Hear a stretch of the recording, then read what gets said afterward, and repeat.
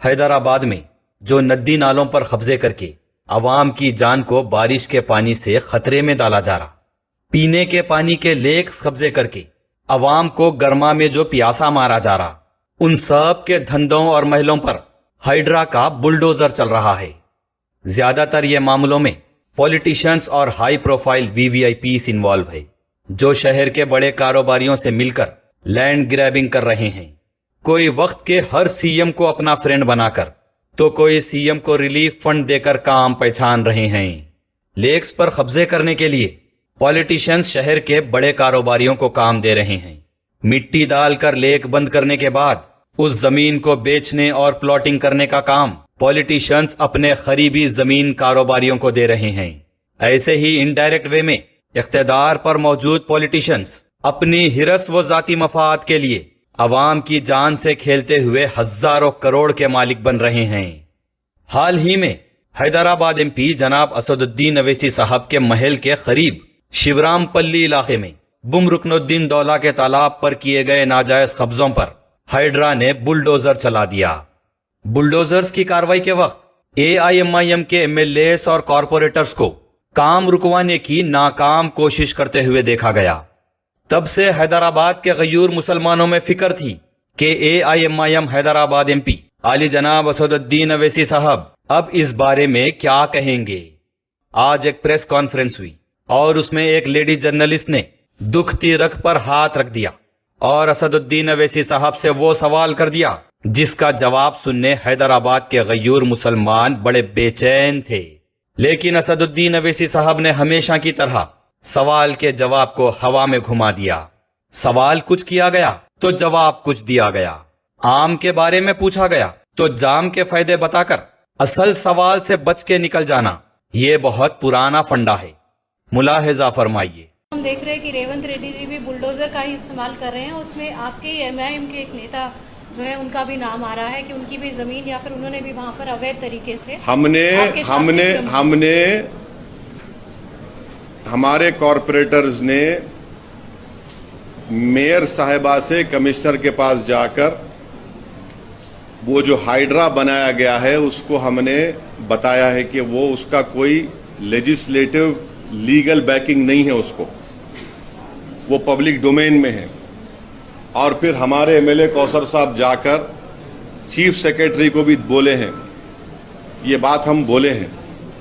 اور تیسری بات یہ ہے کہ جی ایچ ایم سی کا جو آفس ہے، ابھی جی ایچ ایم سی کا آفس ہے نا، تو ہم لوگ جو ہے ہمارے اسکول میں جب ہم لوگ بس میں جاتے تھے، حیدرآباد پبلک اسکول کو بس میں جاتے تھے، میرے کو اچھی طرح یاد ہے ہماری جو بس ہوتی تھی واپسی میں ایسا آتی تھی، یا پھر کبھی کبھی میں پبلک اسکول کو جاتا تھا بس پکڑ کے، ایک بس نمبر 7 ہوتی تھی، ابھی بھی ہوں گی، ڈبل ڈکر میں بیٹھ جاتا تھا میں، اوپر بیٹھنے کا بڑا شوق تھا میرے کو۔ ہاں، وہ لبرٹی سے جاتی تھی، لبرٹی سے ٹینک بن جاتی تھی۔ وہاں پر جہاں پر جی ایچ ایم سی کا آفس ہے وہاں پر ایک واٹر فال تھا، میں ہی دیکھا سو ہوں۔ سنا آپ نے، جرنلسٹ نے سیدھا سوال کیا کہ تالاب کے ناجائز قبضوں میں ایم کے نیتاؤں کا نام آیا ہے، تو اسد الدین اویسی صاحب نے جواب ہوا میں پھرا کر کہہ دیا کہ ہم نے کمشنر اور چیف سیکریٹری کو ہائیڈرا کے خلاف بولا ہے۔ جرنلسٹ کا سوال ہے کہ ایم کے نیتا انوالو ہے۔ اسد صاحب نے کہہ دیا میں ڈبل بس میں اوپر بیٹھ کے اسکول جاتا تھا۔ جرنلسٹ کا سوال ہے کہ ایم کے نیتا ناجائز قبضوں میں انوالو ہے۔ اسد صاحب نے کہہ دیا میرے بچپن میں لبرٹی کے آگے G H M C office کے پاس ایک واٹر فال تھا۔ اب جرنلسٹ کی مجبوری یہ رہتی کہ کراس کوسچننگ نہیں کر سکتے، عام پوچھے تو جام بولے، تو اب جرنلسٹ کو عوام کو عام کے نام پہ جام چھاپ کے بتانا پڑتا۔ لیکن یہاں پر بچپن میں ڈبل بس کے اوپر بیٹھ کے جو نظارے کیے گئے اس کے آگے حقیقت کی ایک بہت بڑی دنیا ہے۔ بم رکن الدین دولہ کے تالاب پر مٹی ڈال کے بند کرنے اور وہ زمین اللہ کی قبضہ عبداللہ کا کرنے چمن لال کا انوالومنٹ ہے، جس سے اسد صاحب جڑے ہوئے ہیں۔ تالاب پر مٹی ڈال کے اسے زمین کی شکل دینے کے بعد پلاٹنگ کرنے کے کام میں جو کنگز کا نام آیا ہے وہ بھی اسد صاحب سے جڑے ہوئے ہیں۔